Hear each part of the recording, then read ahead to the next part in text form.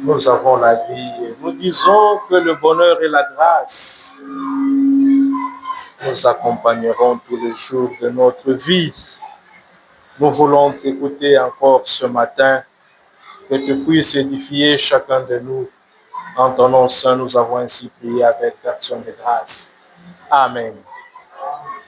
Shalom, peuple de Dieu. Amen. Nous sommes dans la joie ce matin pour cette grâce que le Seigneur nous a faite afin que nous soyons devant vous. Alléluia. Et nous bénissons notre Dieu, nous bénissons notre berger, nous bénissons les anciens qui ont placé leur confiance en nous, pour que ce matin nous soyons mandatés de la part du Seigneur pour édifier l'Église de Dieu. Amen. Nous continuons toujours avec notre thème et nous voulons encore aujourd'hui parler de Néhémie. Amen. Parler de la reconquête et de la reconstruction de Jérusalem. Alléluia. Jérusalem qui symbolise la cité de Dieu, la présence de Dieu sur terre. Amen. Les lieux de pèlerinage où quiconque voulait rencontrer le Seigneur devait faire le déplacement. Où quiconque devait admirer les merveilles du Seigneur devait faire le déplacement de cette cité pour communier la présence du Seigneur Jésus. Alléluia. À l'époque qui était désolée, qui était détruite, qui était occupée par des peuples étrangers. Amen. À l'époque où la gloire du Père n'était plus dans Jérusalem, où Israël vivait dans la honte, dans la désolation, parce que dépouillé de son Dieu, dépouillé des merveilles de son Dieu, dépouillé de la puissance de son Dieu. Alléluia. Nous voulons encore ce matin que nous puissions nous encourager, que nous puissions nous exhorter et voir comment est-ce que la main de Dieu peut encore agir pour restaurer, peut encore agir pour refaire quelque chose. Il n'est jamais trop tard. Avec Dieu, tout est possible. Amen. Avec Dieu, nous espérons toujours, même si l'âge avançait, même si le tableau paraissait sombre, avec Dieu, nous avons l'espérance. Amen. Nous lisons dans Néhémie, le 2e chapitre. Nous allons lire le verset 17 et le verset 18. C'est Néhémie qui parle. Je leur dis alors, vous voyez les malheureux états où nous sommes. Jérusalem est détruite et ses portes sont consumées par le feu. Venez, rebâtissons la muraille de Jérusalem et nous ne serons plus dans l'opprobre. Et je leur racontai comment la bonne main de mon Dieu avait été sur moi et quelles paroles le roi m'avait adressées. Ils dirent, lèvons-nous et bâtissons. Et ils se fortifièrent dans cette bonne résolution. Amen. Alléluia. Et ce matin, nous voulons encore dire, lèvons-nous et bâtissons. Amen. Oui, cette histoire de Néhémie hante nos esprits, hante nos cœurs.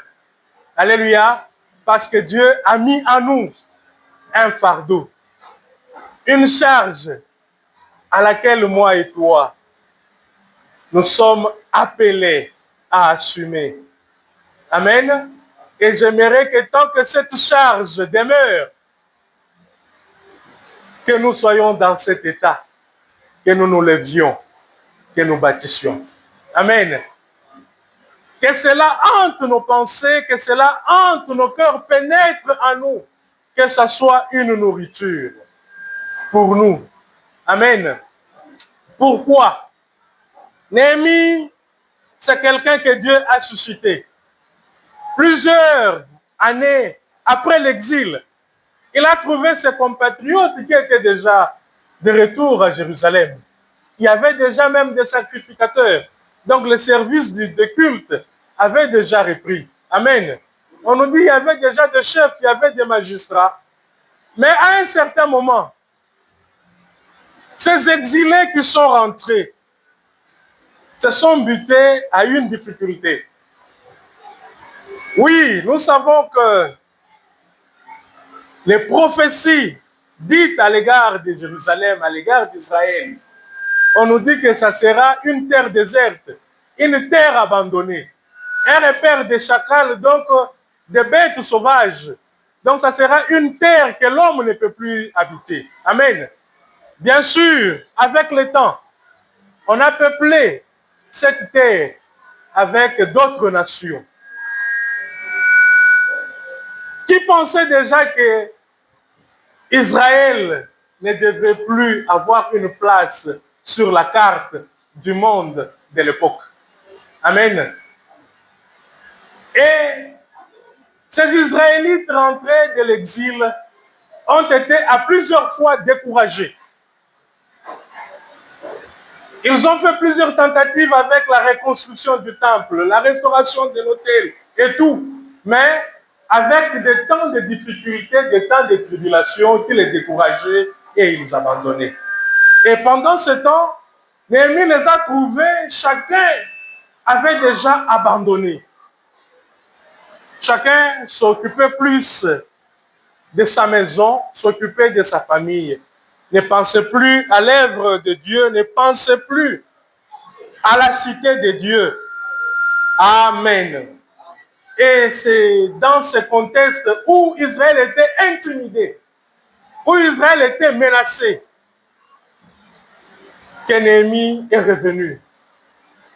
Après avoir fait le tour de la cité, après avoir tout observé, pendant qu'il avait la chose à cœur, sans pour autant la partager avec quelqu'un d'autre, il a appelé ses compatriotes pour leur dire, voilà, nous sommes dans la honte.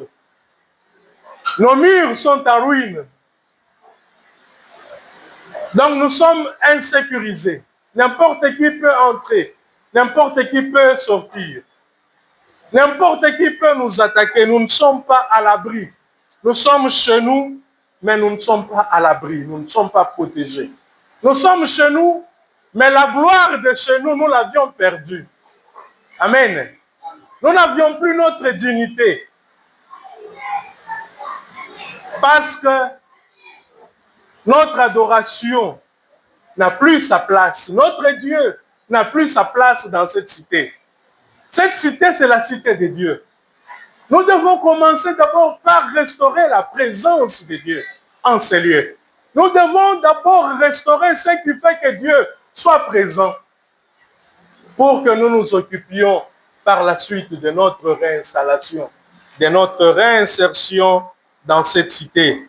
Et c'est dans ce cadre-là qu'il appelle ses compatriotes pour les exhorter à s'élever, pour les appeler à l'œuvre. Amen. Pourquoi? Parce qu'ils vivaient dans la désolation.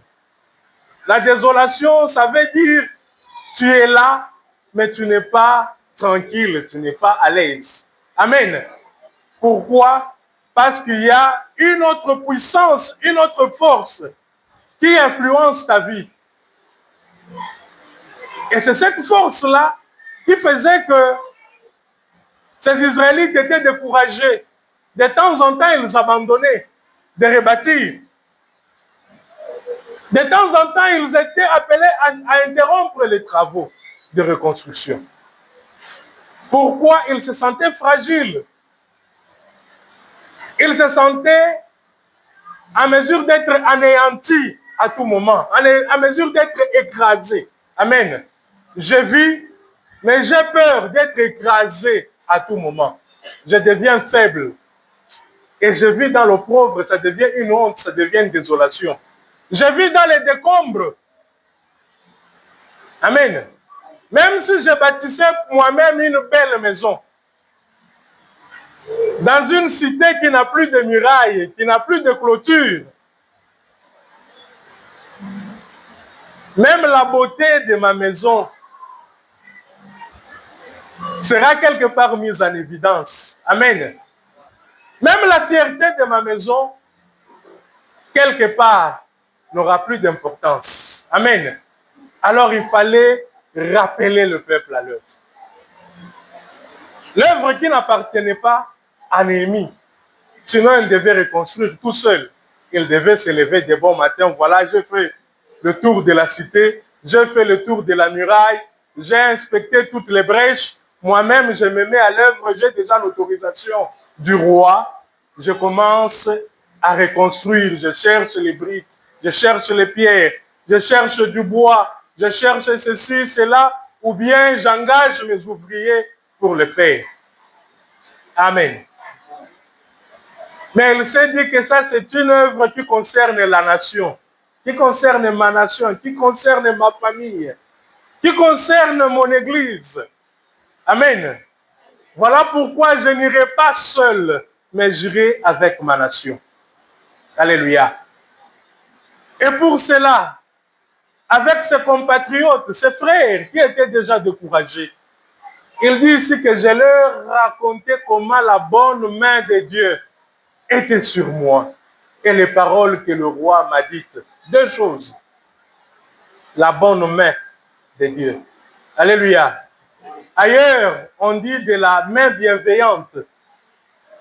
Quand nous parlons de la bienveillance, c'est quelqu'un qui t'aime, qui s'approche pour te faire du bien, malgré que tu sois son ennemi. Amen.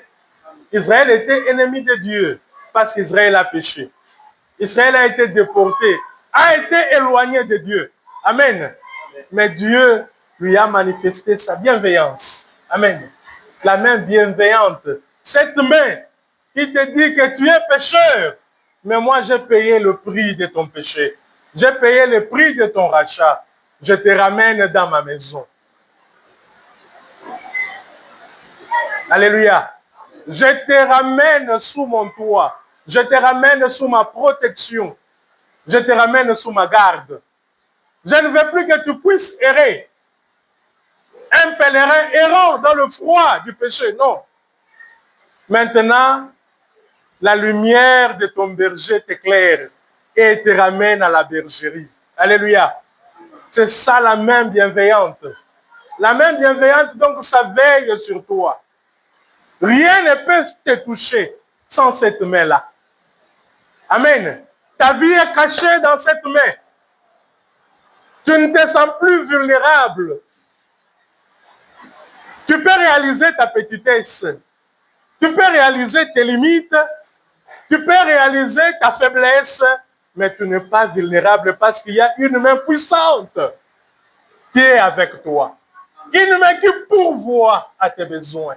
Une main qui pourvoit à ta sécurité. Une main qui pourvoit à ta subsistance. Une main qui est là pour te défendre. Amen. Une main qui est là pour t'affermir, pour t'exercer. Alléluia.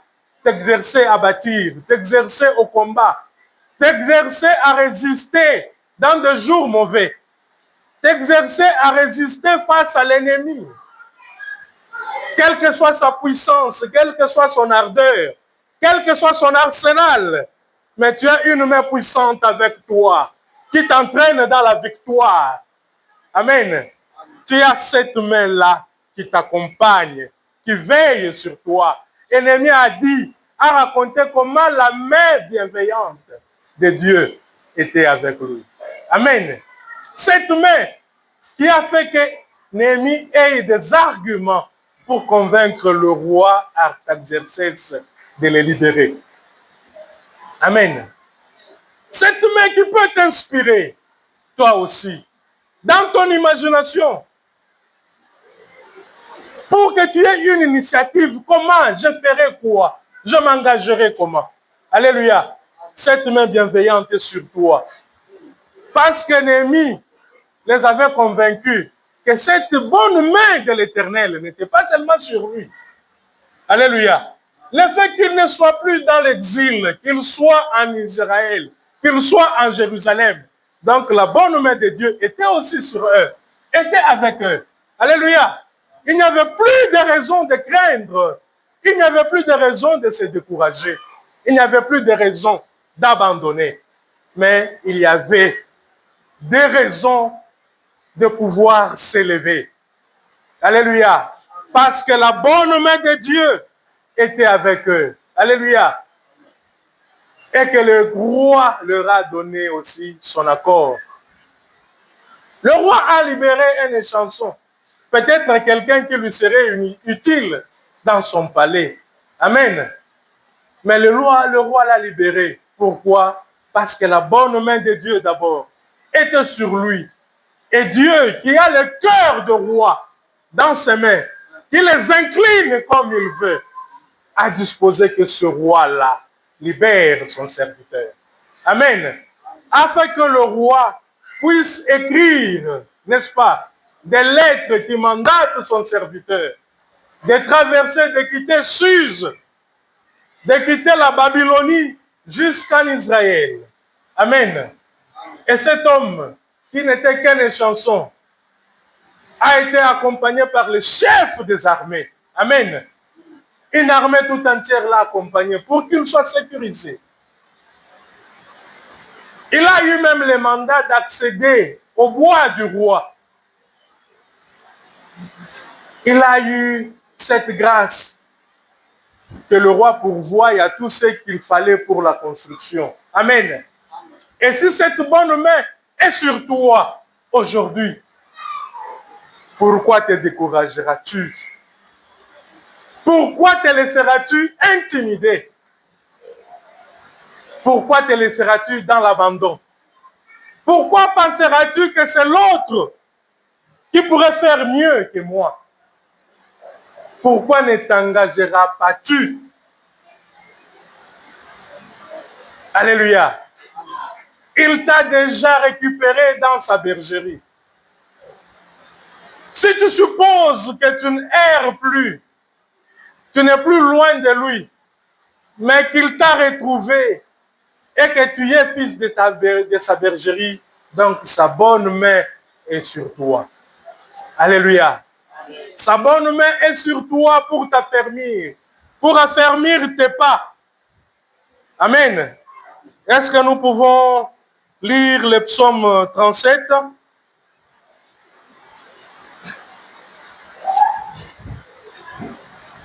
Nous lisons le psaume 37, le verset 23 et 24. Psaume 37, 23-24, nous lisons. L'Éternel affermit les pas de l'homme et il prend plaisir à sa voix. S'il tombe, il n'est pas terrassé car l'Éternel lui prend la main. Amen. L'Éternel affermit les pas de l'homme. Dans d'autres versions, on ajoute même l'homme de bien. Amen. Donc l'homme qui s'est déjà donné à lui. L'homme qui vit dans la justice de Dieu.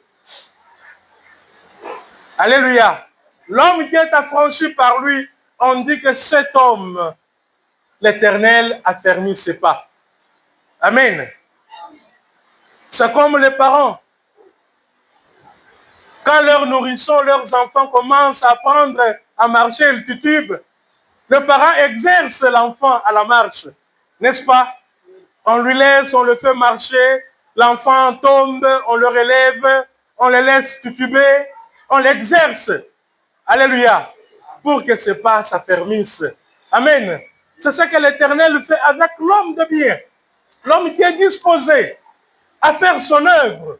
L'homme qui est disposé à vivre dans sa bergerie. Alléluia. L'Éternel est là pour affermir les pas de cet homme. Pourquoi? Parce que c'est cet homme qui doit bâtir. C'est cet homme qui... Lui, il a déjà tout fait. Il a déjà tout disposé. Il attend seulement aussi que tu sois disposé. Amen. Pour te mettre à l'œuvre. Tout ce qu'il fera, c'est t'affermir dans ton engagement, dans ta souscription. Sache que cette disposition que tu as prise, l'Éternel est derrière pour t'affermir. N'aie crainte de rien, n'aie crainte de la somme. Non, d'ici décembre, je dois honorer mon Seigneur avec telle somme que j'ai souscrit. Ou je dois surpasser la somme parce qu'il y a ceci, parce qu'il y a cela. Sache que l'Éternel est avec toi pour t'affermir. Amen. T'affermir pour que tu réalises cette souscription. Amen. Ne sois pas dans la crainte, mais sois en pleine confiance. Toi qui n'as pas encore pris d'engagement, aujourd'hui, l'Éternel dit qu'il est celui qui a fermé l'homme et ses pas. Alléluia. Oui, tu feras le premier pas. Peut-être difficilement, le deuxième, le troisième, l'Éternel t'affermira. Il t'affermira parce que c'est toi qui dois bâtir. C'est toi qui dois t'élever. Amen. Pour t'élever, il est là pour t'affermir. Il n'attend que ta disposition. Alléluia. Et Néhémie a convaincu toute une nation. Ils se sont dit, lèvons-nous. Amen. Lèvons-nous parce que la bonne main de l'Éternel, la même bienveillante de Dieu, est sur nous. Cette main-là va nous affermir. Quelle que soit l'opposition que nous avions rencontrée, cette terre nous appartient. Cette terre, elle est pour nous. Amen. Ça n'appartient pas à une autre personne, mais ça nous appartient. Alléluia. Sachons bien que dans cette ville, nous avons un lopin de terre qui nous appartient. Lèvons-nous. Alléluia. Lèvons-nous pour mobiliser les ressources, les moyens. Dieu nous affermira. N'ayons pas crainte. Oui, ça peut tutuber. Ça peut paraître flou, n'est-ce pas? Mais la main de l'Éternel nous soutiendra pour nous relever.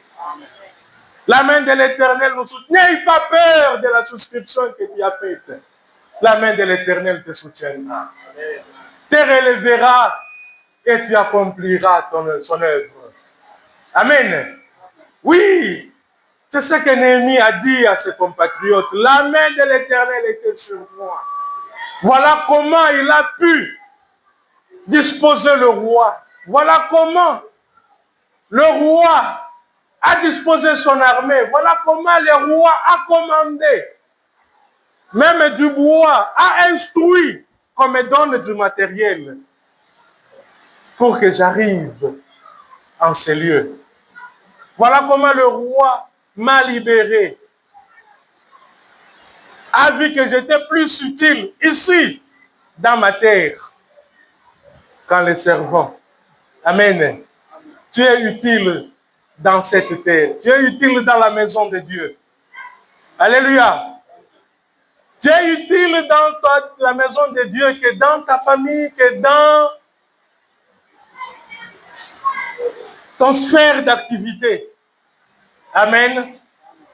Et de temps en temps, le Seigneur va te disposer pour que tu sois là, dans sa maison, pour la bâtir. Cette maison a besoin d'être bâtie. Et pour cela, tu dois aussi mettre ta brique, mettre ton savoir-faire pour l'édification de cette bâtisse. Lèvons-nous. Lèvons-nous parce que Dieu nous soutiendra. Lèvons-nous. Ne pensons pas que nous sommes jeunes, nous sommes enfants, dépendants des parents. Lèvons-nous. Ne pensons pas parce que nous avons des revenus modiques qui ne nous permettent pas de nouer les deux bouts du mois.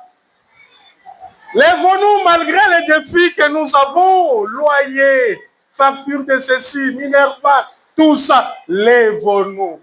Le Seigneur nous affermira. Alléluia. Il nous affermira. Si nous tombons, il va nous relever. Il nous apprendra la course, il nous apprendra le travail. Amen. Que nous soyons seulement les hommes de bien qui se disposent à lui, qui se disposent à sa cause. Amen. Oui, c'est comme ça qu'Israël s'est levé. C'est comme ça que le peuple s'est levé, a été mobilisé et ils se sont mis à l'œuvre. Amen. La parole de Dieu dit ceci. La parole de Dieu dit ceci. Ils dirent, lèvons-nous et mettons-nous au travail. Lèvons-nous et bâtissons. Dans d'autres versions. Et ils se sont fortifiés dans cette bonne décision. Ailleurs, on dit qu'ils se fortifièrent dans cette résolution. Donc, cette résolution de se lever et de bâtir les a rendus forts. Amen. Ils n'ont pas vu les intimidations. Même s'il y avait des opposants. Même s'il y avait des intimidations. Même si quelque part, certains se sont moqués d'eux. Ils feront quoi? C'est une génération déjà abandonnée. La génération de David est déjà passée. La génération de Salomon est déjà passée. Cette génération n'a plus la puissance de Dieu. Ils ne feront rien. Et ils ne sont même plus sur la carte. C'est nous qui occupons leur terre. Alléluia. Mais eux, ils se sont fortifiés dans cette résolution. Pourquoi? Parce qu'ils savaient que la bonne main de Dieu était sur eux. La main bienveillante de Dieu était sur eux. Que ce soit les moqueries, que ce soit les oppositions, que ce soit tous ceux qui se disent, est-ce que ces gens seront-ils capables? C'est cette petite église de quelques centaines de membres qui peut faire ça. C'est cette église protestante qui n'attend que les subsides des missionnaires, qui n'attendent que les dons de l'Europe et de l'Occident. Alléluia. Une fois, je pense très longtemps, ça fait une dizaine d'années, nous nous sommes retrouvés quelque part avec certains frères d'ici dans une formation de moniteurs de l'école de dimanche à la source de Lyon. Je pense que c'était en 2010 ou 2009. Alléluia. Et quand nous étions là-bas avec quelques frères de la Ligue, cette église était en construction. Il y avait un chantier, une bâtisse qui était déjà debout. Je me rappelle encore du pasteur Samy à l'époque, frère Samy, qui disait, mais les missionnaires ont encore pensé à eux. Tout se dit non, il n'y a aucun sou de missionnaires. C'est eux-mêmes, ici à Kinshasa, qui ont collecté des fonds, qui ont fait ce que nous voyons. Amen. Sans appui même de la communauté. Et nous aussi, nous pouvons être capables de le faire. Amen. Si nous nous engageons, si nous nous levons, et le Seigneur nous appelle à nous lever. À nous lever et à bâtir son œuvre. Que rien ne puisse nous décourager. Que rien ne puisse créer autour de nous la peur ou la stupeur d'affronter le lendemain. Peut-être nous nous dirons que nous ne serons plus à mesure d'assurer notre subsistance. Déjà, nous assurons cette subsistance avec beaucoup de peine, avec beaucoup de défauts. Des fois, c'est l'oncle, c'est la tante, c'est le cousin, c'est les grands frères, les petits frères qui nous aident à nouer les deux bouts du mois. Qu'est-ce que nous ferons avec notre état de santé? Nous sommes maintenant des abonnés des pharmacies et des hôpitaux. Nous vivons aux dépens de tel produit ou tel autre. Alléluia. Que tout cela ne puisse pas nous décourager parce que la main bienveillante de l'Éternel est sur nous. Cette main affermira nos pas, affermira nos dons, affermira notre engagement, affermira notre souscription, affermira notre dévotion. On dit que l'Éternel prend plaisir. Quand tu tombes là, tu titubes, ça lui fait du bien. Comme ça te fait du bien quand ton enfant, ton nourrisson, titube. Alléluia. Jusqu'à ce qu'il lui affermira ses pas. Et tu es dans la joie, tu es comblé. Nous voulons aussi faire la joie de l'Éternel. Amen. Que l'Éternel soit comblé par notre engagement, par notre disposition. Alléluia. Si l'Éternel est comblé, pourquoi ne nous accordera pas la bénédiction? Pourquoi ne nous soutiendra-t-il pas? Pourquoi ne combattra-t-il pas pour nous? Pourquoi ne nous permettra-t-il pas de bâtir l'œuvre? Nous venons de les chanter. J'habiterai dans la maison de l'Éternel. Amen. J'y habiterai parce que j'ai construit. Parce que j'ai mis la main à la pâte. Amen. Et c'est ce que nous devons faire. Alléluia. Alléluia. Le Seigneur nous appelle. Et il veut que nous soyons affermis. Et lui-même le fera et il nous soutiendra. Il nous appelle seulement à nous lever et à nous mettre au travail. Lui va enlever l'opprobre, les déshonneurs de dessus de chacun de nous. Amen. Que Dieu bénisse sa parole.